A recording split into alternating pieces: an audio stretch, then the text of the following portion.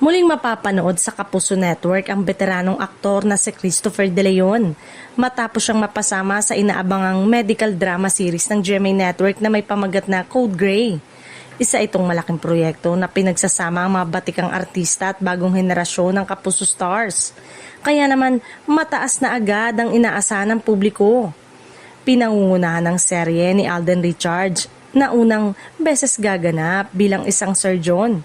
Isang role na tiyak na magpapakita ng panibagong lalim sa kanyang acting career.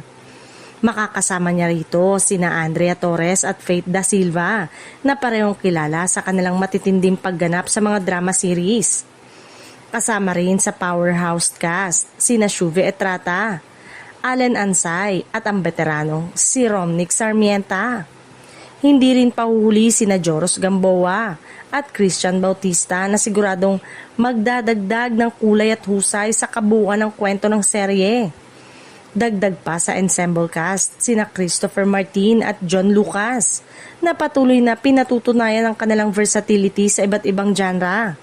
Ngunit isa sa pinakainaabangan ng marami ay ang pagbabalik telebisyon ni Christopher De Leon sa Kapuso na matagal nang kinikilala bilang isa sa pinakamahusay na aktor sa industriya.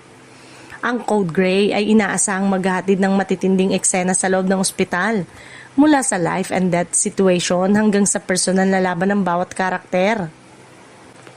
Sa kombinasyon ng medical drama at emotional storytelling, target nitong makuha ang puso ng mga manonood sa primetime. Aabangan ang Code Gray ngayong 2026 sa GMA Prime kung saan inaasahang magtatatak ito bilang isa sa pinakamalaking proyekto ng network sa darating na taon. Sa lakas ng cast at kakaibang konsepto, hindi malabong maging isa ito sa mga pinakainaabangang serye ng Kapuso viewers.